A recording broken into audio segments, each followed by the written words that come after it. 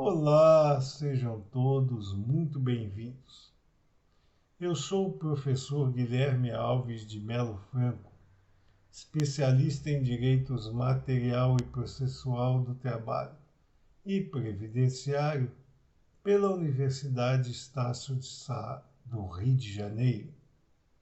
formado em Direito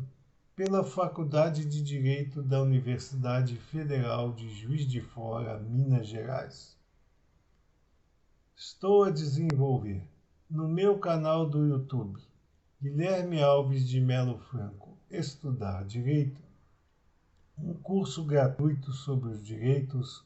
material e processual do trabalho, que tem por objetivo o estudo da consolidação das leis do trabalho, artigo por artigo, e como livro base, os meus comentários à reforma trabalhista, Lei 13.467, de 13 de julho de 2017, lançados pela editora Juruá de Curitiba, no Paraná, no ano de 2021. Esta é a nossa aula de número 121 deste nosso curso gratuito sobre os direitos material e processual do trabalho. E nela estaremos a desenvolver nossos entendimentos a respeito dos artigos 372, 373 e 373-A da Consolidação das Leis do Trabalho, que inauguram os preceitos juslaborais a respeito da prestação pessoal de serviços pela mulher. Nesse sentido, diz o artigo 372 da Consolidação das Leis do Trabalho que os preceitos que regulam o trabalho masculino são aplicáveis ao trabalho feminino no que não colidirem com as proteções especiais deste capítulo 3º da Consolidação das Leis do Trabalho. É importante colocar neste instante que a Constituição da República Federativa do Brasil, em seu artigo 5º caput, determina que não pode haver nenhuma fórmula de discriminação por raça, cor, credo religioso entre brasileiros e estrangeiros que residam no território nacional. Portanto, não há que haver nenhuma discriminação entre pessoas de ambos os sexos, credos, religiões, ideologias múltiplas, raça. Portanto, todos são iguais perante a lei. Por isso, todos os textos normativos apregoados por esse capítulo 3º da Consolidação das Leis do Trabalho devem ser interpretados ao luzeiro fronteiriço das normas impressas pela Lex Fundamentalis, como é imanente a todas as normas legais brasileiras. Diz o artigo 373 da Consolidação das Leis do Trabalho que a duração normal do trabalho da mulher será de 8 horas diárias, exceto nos casos de estabelecimento de jornada inferior através de textos íncitos em leis, convenções coletivas de trabalho, acordos coletivos de trabalho ou mesmo do contrato individual do trabalho mantido entre as partes que lhe são signatárias. Portanto, a duração normal de trabalho da mulher será de 8 horas, só podendo haver estabelecimento contrário a esse, para implementar uma jornada inferior a esta. Cabe aqui também um alerta, como já o fizemos no início desse estudo, de que o fato da existência no artigo 373 da Consolidação das Leis do Trabalho, de tema afeito apenas e tão somente à jornada diária do trabalho da mulher, não implica em não se aplicar ao mesmo a chancela constitucional do artigo 7º, que determina que a jornada máxima para todos os trabalhadores, independentemente se sejam mulheres ou homens, será de, no máximo, 8 horas diárias, 44 semanais e 220 mensais. Só podendo haver essa alteração de todos esses movimentos da duração normal do trabalho, através de lei, convenção coletiva de trabalho ou acordo coletivo de trabalho que vise a estabelecer uma jornada inferior a esses parâmetros. Desta maneira, não pode haver nenhuma determinação de lei, convenção, acordo coletivo ou de pacto de emprego que fira a jornada máxima de 8 horas diárias para o trabalho da mulher, sendo certo que o exercício profissional, além desses parâmetros, é considerado como sobrejornada e deve vir enriquecida com um acréscimo adicional de no mínimo 50% sobre a hora normal.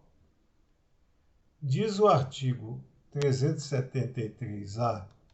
que, ressalvadas as disposições que visem a impedir distorções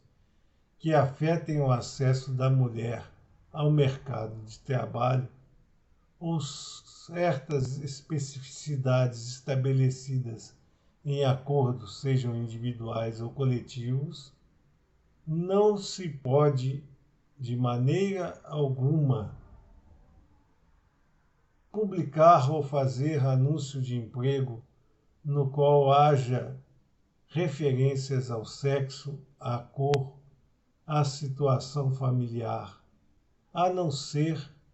que a atividade a ser exigida para tal mister cobre do trabalhador alguma dessas condições especiais da lei. É importante estabelecer que aqui, que se não houver as restrições no sentido de impedir as distorções que afetem o acesso da mulher ou de qualquer trabalhador ao mercado de trabalho, ou mesmo a certas especificidades estabelecidas em acordos plurais ou individuais, não se pode, de maneira alguma, publicar ou fazer anúncio de emprego no qual haja referência a determinado sexo, à cor ou situação familiar, a não ser que essa atividade que será desempenhada pelo trabalhador ou pela trabalhadora assim o exija, já que a especificidade do exercício profissional é imanente a determinada condição sexual, ou seja, feminino ou masculino, e que exija também que o exercente da atividade tenha determinada situação pessoal que possa ser cobrada neste anúncio de emprego. É o caso, por exemplo, de uma cuidadora de idosa que, por especificidade do exercício profissional, tenha que ser do sexo feminino, ou de um cuidador de idoso que, pelo fato de ser do sexo masculino, exija que o trabalhador também o seja. Estas são especificidades que nos trazem a lume a desnecessidade de cumprimento deste padrão específico havido pelo artigo 373-A da Consolidação das Leis do Trabalho. É verdade também recusar a dar emprego por motivação de sexo, raça, idade ou situação familiar, ou ainda promover a resilição do pacto de emprego por esses motivos. Então não pode o empregador recusar dar emprego, por exemplo, para uma mulher, não havendo a especificidade que nós analisamos agora há pouco, para o exercício dessa profissão. Então não pode haver recusa por motivação de sexo para o acesso àquele emprego. A mesma coisa nós podemos entender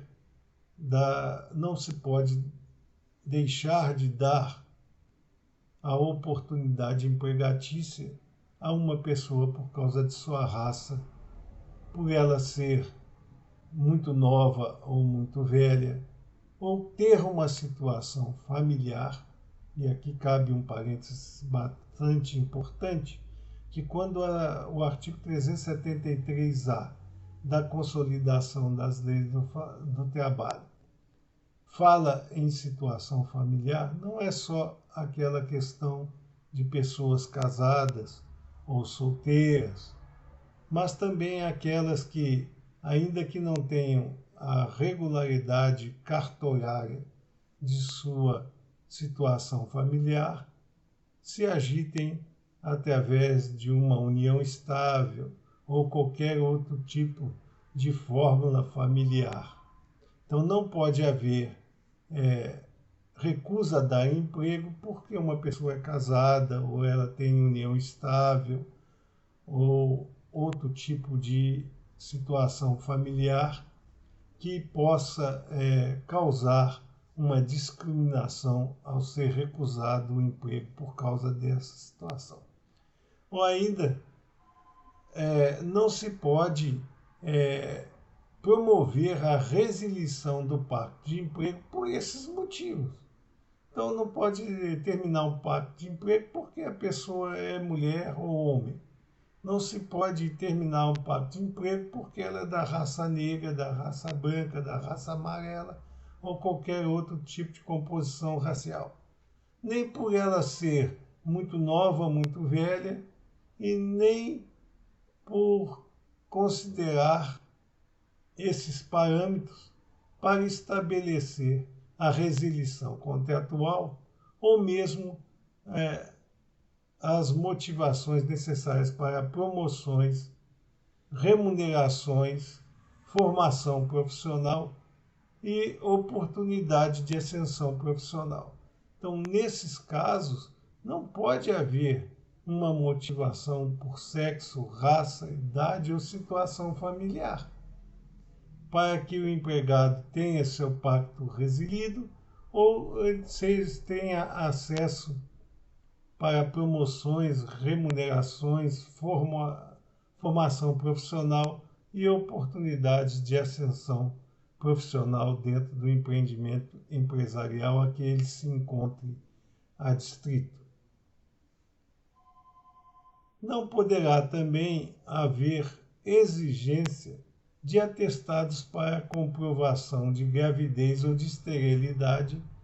na admissão ou mantença do pacto laboral. Não pode o empregador exigir atestados para comprovação de gravidez ou mesmo de esterilidade para admissão ou mantença no pacto laboral, sempre levando em conta que há a proteção legal à maternidade e até mesmo que seja uma pessoa do sexo masculino, mas que seja casado e que haja a, a comprovação de uma gravidez que pode modificar o status daquele trabalhador com relação à disponibilidade de conduta dentro da sua prestação pessoal de serviço. Vejam bem que todas essas determinações que até agora já vimos dentro do estudo do artigo 373-A da Consolidação das Leis do Trabalho, embora estejam incertas no capítulo relativo à proteção ao trabalho da mulher, podem ser aplicadas a todo tipo de indivíduo, seja ele de que sexo for, porque todas essas determinações são protegidas pelo artigo 5º da Constituição da República Federativa do Brasil e não podem dar aso a discriminações de qualquer maneira existentes. É ainda proibido aos empregadores impedir, por tais motivos, ou seja, por sexo, raça, idade, situação familiar, acesso ou adoção de critérios, objetivos ou não, para deferimento de inscrição em concurso em empresas privadas. Antes, porém, de analisarmos exatamente essa situação agora declinada, devemos dizer que hoje existe, em termos de jurisprudência e doutrina, uma análise muito rigorosa a respeito da possibilidade do empregador exigir atestado para comprovação de gravidez das trabalhadoras no caso da resilição contratual. A nosso sentir, esta é uma exigência bastante razoável, porque visa justamente a proteger a trabalhadora de uma demissão em época em que ela esteja em estado gravídico, o que, além de trazer um transtorno pessoal à mesma, já que a proteção constitucional não é especificamente a ela, trabalhadora, mas também ao seu filho, se a empresa cobra da empregada um atestado para comprovação de gravidez na demissão, ela está a proteger justamente a situação funcional da trabalhadora, porque se ela estiver grávida, não pode haver a demissão, ou seja, não pode haver a rescisão do pacto de emprego, que será mantido até os lapsos temporais das garantias de emprego à gestante. Então, nesse sentido, nós entendemos que a exigência de atestado para comprovação de gravidez no ato rescissional é válida, desde que seja carreada justamente a essa proteção à maternidade, de que fala tanto a Lex Fundamentalis quanto a Consolidação das Leis do Trabalho nesse seu capítulo. Com relação aos acessos à prática de inscrição em concurso, não pode haver, embora fale a Consolidação das Leis do Trabalho, através do artigo 373-A, em empresas privadas, entendemos nós que aqui há que haver uma interpretação mais ampla e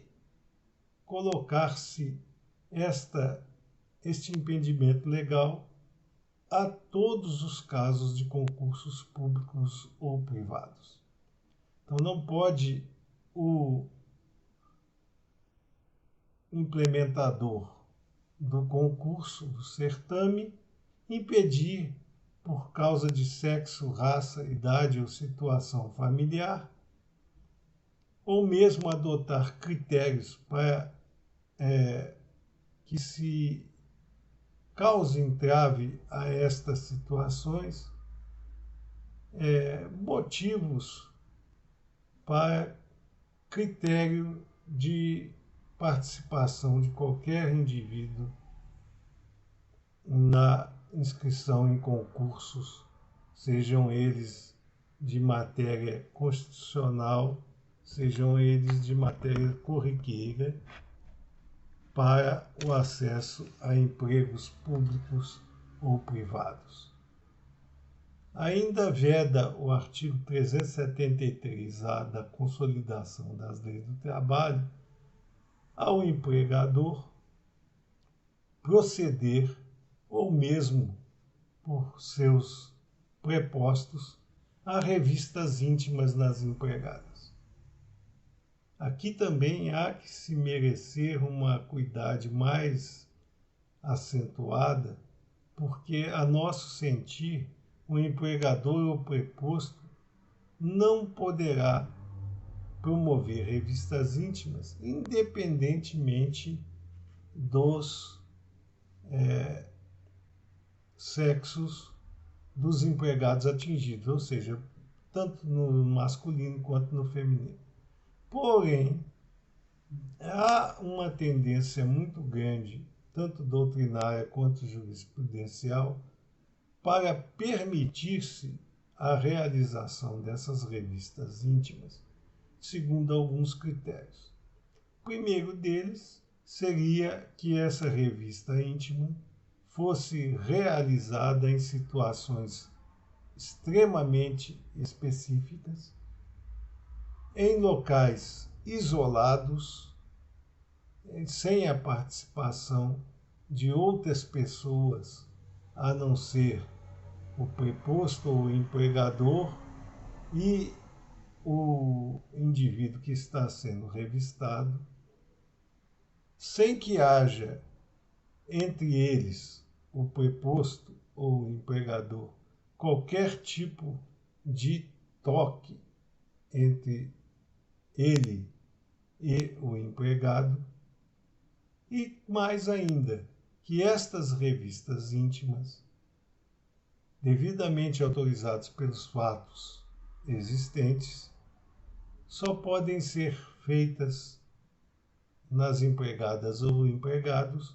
por indivíduos do mesmo sexo. Vencidas essas situações, a nosso sentir, é lícita a revista íntima realizada nos empregados e empregadas, desde que também esta revista seja destinada ao geral dos trabalhadores daquele sexo, sem haver a especificidade de um determinado empregado, seja ele uma empregada ou um indivíduo do sexo masculino. Havendo todas essas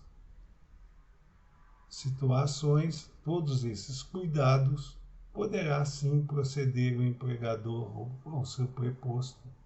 a revistas íntimas nos trabalhadores. O disposto neste artigo não obsta à adoção de medidas temporárias, justamente nisso que estamos a dizer, que visem a igualdade entre homens e mulheres, para corrigir distorções na formação profissional e no acesso amplo do emprego ou no estabelecimento de condições especiais do trabalho da mulher. Que também, embora o tema do capítulo seja trabalho da mulher e o tema do artigo 373-A da Consolidação das Leis do Trabalho também se dirija ao trabalho feminino, o disposto no artigo 373-A com relação à adoção de medidas temporárias que visem a igualdade entre homens e mulheres, justamente no sentido de corrigir distorções na formação profissional e no processo amplo de acesso ao emprego, ou ainda no estabelecimento de condições especiais de trabalho da mulher e do homem, poderá haver o arrepio às determinações aqui estabelecidas pelo artigo 373-A da Consolidação das Leis do Trabalho. Reforçamos a tese de que todos esses artigos relativos ao trabalho da mulher e à proteção à maternidade devem ser verificados ao luzeiro fronteiriço do artigo 5º caput da Constituição da República Federativa do Brasil e também pelo seu artigo 7º, inciso 30º, que estamos trazendo a vocês nesta oportunidade para a consolidação dos nossos entendimentos a respeito de todo este capítulo da Consolidação das Leis do Trabalho. Estas eram as informações que gostaríamos de trazer a vocês neste momento, nesta nossa aula de número 121, deste nosso curso gratuito sobre os direitos material e processual do trabalho. E aproveitamos a oportunidade para agradecer a todos vocês o acesso a essas nossas aulas e requerer ainda uma vez mais que vocês nos auxiliem no sentido de se inscreverem no nosso canal, deixarem seus likes nas nossas aulas, porque é através destas duas atividades simples que vocês estarão a nos auxiliar no sentido de manter íntegro este nosso curso gratuito sobre os direitos material e processual do trabalho e para que possamos transmitir o conhecimento aqui arregimentado ao maior número de pessoas possível. Muito obrigado a todos.